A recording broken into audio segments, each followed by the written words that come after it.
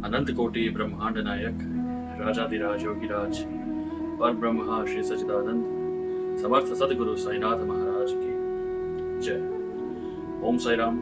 आप सभी साईं भक्तों को आप सभी का हार्दिक स्वागत है एहसास साईं के यूट्यूब चैनल पर। आज एपिसोड 16 साईं बाबा की अद्भुत लीलाएं आप सभी साईं भक्तों के लिए मैं ही लेकर आया हूँ। और आज की लीला बहुत ही खास है और बहुत ही विचित्र लीला है कि कैसे बाबा हर चीज को जान लेते हैं अपने भक्तों की। आप साईं भक्त एहसास साईं के यूट्यूब चैनल को सब्सक्राइब करें, बेल आइकन को प्रेस करें और जो लीला आप सुनेंगे अगर आपको वो लीला पसंद आएगी, क्योंकि पसंद तो आना लाजमी है क्योंकि बाबा की लीला है, तो बाबा की लीला विचित्र ही होती है। तो लीला को शेयर करिएगा, लाइक करिएगा और कमेंट में जरूर बताइएगा कि आपको बाबा की लीला कैसी लगी। बाबा ने अपने भक्तों के साथ अनगिनत लीलाएं की है। आप साईं भक्तों ने श्री साईं सच्चरित्र के पहले अध्याय में आपने पढ़ा है, आपने वो कथा पढ़ी है कि कैसे शिरडी में एक महामारी का प्रकोप फैला था, यानी कि हैजा की बीमारी का। और आज उसी का मैं यहाँ पर कथन करूं। बाबा ने अपने भक्तों के साथ कई लीलाएं की हैं और आज भी बाबा अपने भक्तों के साथ काफी लीलाएं करते आ रहे हैं, क्योंकि आप साईं भक्तों के साथ भी बाबा ने कोई ना कोई तो चमत्कार किया ही होगा, क्योंकि ऐसा कोई साईं भक्त नहीं है जिसके साथ बाबा ने चमत्कार न किया हो। ऐसा ही एक चमत्कार, ऐसी ही एक लीला आप साईं भक्तों को आज मैं यहाँ पर बताने आया हूँ कि बाबा द्वारकामाई में चक्की पीस रहे थे और साथ ही साथ उनके साथ लक्ष्मीबाई और जानाबाई भी साथ में चक्की बाबा के साथ पीस रही थी। इतने में ही बंबई से एक महिला आई और वो बंबई से शिरडी आकर उन्होंने बाबा के दर्शन किए। वो बाबा के पीछे जाकर द्वारकामाई में बैठ गई। जब वो ये कार्य देख रही थी कि बाबा चक्की पीस रहे हैं, तो उन्होंने पीछे से ही बाबा से पूछा कि बाबा क्या मैं भी चक्की पीस सकती हूँ?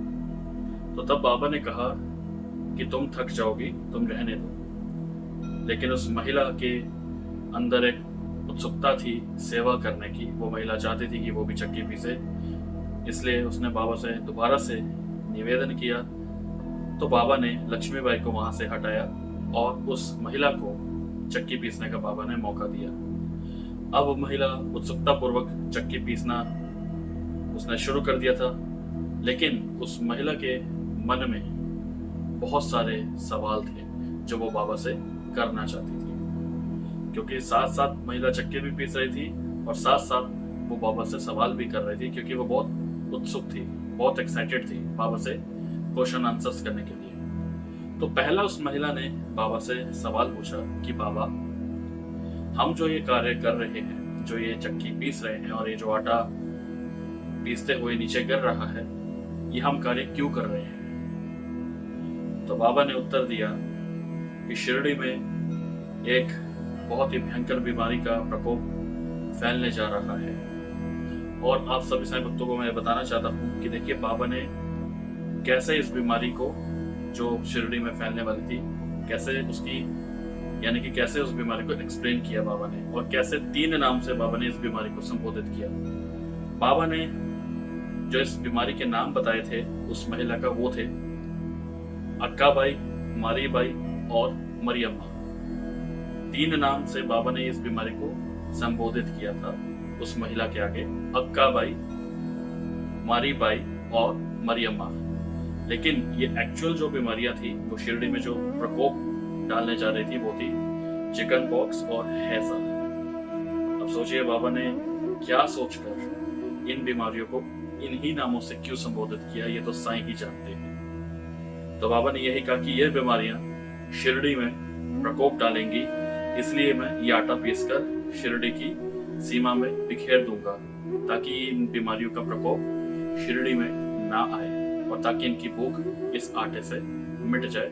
और ऐसे ही बाबा ने अपने भक्तों की रक्षा की थी। दूसरा सवाल उस महिला के मन में ये था बाबा के लिए कि बाबा, क्या झरीमरी में भी ऐसे ही दुर्देवता ने प्रकोप किया है? और जैसे झरीमरी में दुर्देवता ने प्रकोप किया है, क्या वैसे ही प्रकोप शिरडी में देखने को मिलेगा? तो सबसे पहले तो मैं साईं भक्तों को बताना चाहता हूँ कि झरीमरी ये एक माता का मंदिर है बांद्रा में, बम्बई के बांद्रा में ये मंदिर है, जो कि बांद्रा रेलवे स्टेशन से 1 किलोमीटर की दूरी पर है, और ये मंदिर आज भी है।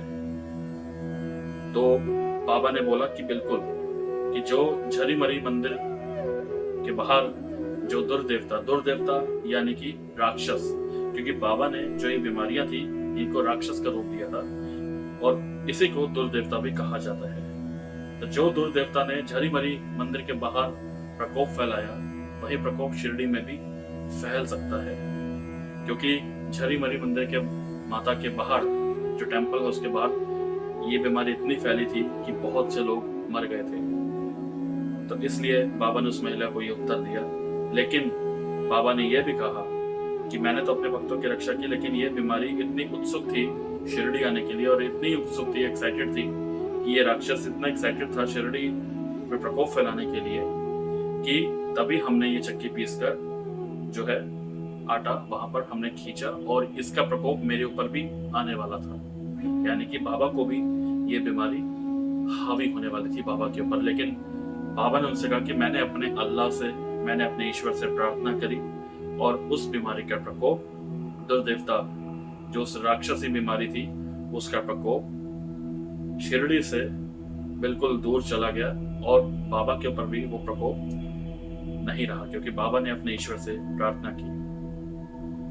फिर तीसरा प्रश्न महिला ने चक्की पीसते पीसते बाबा से पूछा कि बाबा, क्या सच में बुरी आत्माएं होती हैं? और उस महिला ने बाबा से एक बात कही कि बाबा, मैं नाय गांव में रहती थी, वहां पे जिस घर में मैं रहती थी वहां पे एक कुआं था, और जब वहां एक कुआं था तो उस कुएं से मुझे एक रात्रि को एक आत्मा दिखी कुएं से निकलते हुए, और वो कभी अंदर जाती, कभी बाहर जाती, कभी ऊपर जाती, कभी नीचे आती, और फिर कुएं में चली जाती थी। लेकिन एक दिन वो आत्मा ऊपर गई और ऊपर से अदृश्य हो गई। तो बाबा ने उत्तर दिया कि घबराने की बात नहीं है, जिस आत्मा को तुमने देखा है वह आत्मा उस मकान मालिक की है जिसके घर में तुम रह रहे हो। अब जब बाबा ने ये उत्तर दिया तो वो महिला एकदम हैरान हो गई, और एकदम वो शॉक्ड हो गई, और उस महिला ने बाबा से पूछा कि बाबा, आपको ये सब कैसे पता? कि वो एकदम हैरान हो गई थी कि बाबा तो द्वारकामाई में है, लेकिन बाबा को नाय गांव में जो घर है, बाबा को ये तक पता चल गया कि वो किसकी आत्मा है। तो बाबा ने उस महिला से कहा, मेरे भक्त मुझे चाहे भूल जाएं, लेकिन मैं अपने भक्तों को नहीं भूलता। यही बाबा ने उस महिला को कहा कि तुम मुझे चाहे भूल जाओ, लेकिन मैं तुम्हें नहीं भूला। मैं जिसको भी प्यार करता हूँ उसकी हमेशा मैं रक्षा करता हूँ, और उसको अपने पास, अपनी नगरी यानी कि द्वारकामाई में बुला लेता हूँ। तो ये उत्तर सुनकर बाबा का, उसके हर्ष का पारावार न रहा। वो बहुत खुश हुई, और चक्की पीसते पीसते वो इतना थक गई थी। तो फिर उसके बाद लक्ष्मीबाई ने, जो पहले से चक्की पीस रही थी, उनको ये कार्य दोबारा से सौंप दिया गया, क्योंकि आप सही भक्त ये जानते हैं कि बाबा जो चक्की पीसते थे, ये बाबा की महासमाधि तक चक्की पीसने का कार्य चलता ही रहा था। और जब उस महिला को सारे उत्तर बाबा से मिल गए, तब उसने बाबा का आशीर्वाद लेकर वो फिर से बंबई निडरता पूर्वक रवाना हो गए, क्योंकि उसके मन में बहुत से प्रश्न थे और बहुत सा डर था जो वो बाबा से क्लियर करना चाहती थी, और सब क्लियरेंस उसको बाबा से मिल गई, जिससे वो निडरता पूर्वक अपने घर लौट गई। और बाबा ने भी उस महिला की और उसके परिवार की रक्षा की। तो देखिए कैसे बाबा ने अपने भक्त को कितने प्यार से, जो भक्त बाबा से प्रश्न पूछता गया, बाबा ने उसका कितने सरलता पूर्वक से उत्तर दिया, और कैसे बाबा ने अपने भक्त के अंदर, जो भक्त इतना डर रहा था, वो कैसे बाबा ने उस भक्त का डर को दूर किया। तो आप खुद सोचिए कि बाबा अंतर्यामी है, कि बाबा को ये तक ज्ञात हो गया कि जो आत्माएं हैं, बाबा को ये तक ज्ञात होगा कि वो आत्मा किसकी आत्मा है। बाबा ने जो बीमारियां फैली थी शिरडी में, जो फैलने वाली थी, जिसका प्रकोप बहुत ज्यादा होने वाला था, बाबा ने कैसे एक आटे की रेखा खींची और वो बीमारियां रुक गई, और कैसे बाबा ने 3 नामों से उन बीमारियों को संबोधित किया, अक्काबाई, मारीबाई और मरियम्मा।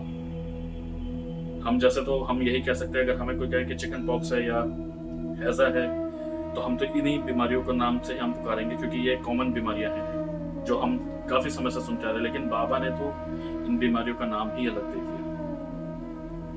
तो खुद सोचिए, बाबा पर ब्रह्मा है, योगी राज है, राजा अधिराज है, ब्रह्मांड नायक है। बाबा को सब कुछ ज्ञात रहता है कि आगे क्या होने वाला है, कौन सा वक्त बाबा के पास आने वाला है और किसको बाबा की सेवा मिलने वाली है। तो एपिसोड 16 मैं आशा करता हूँ आप सभी ने ध्यानपूर्वक सुना होगा।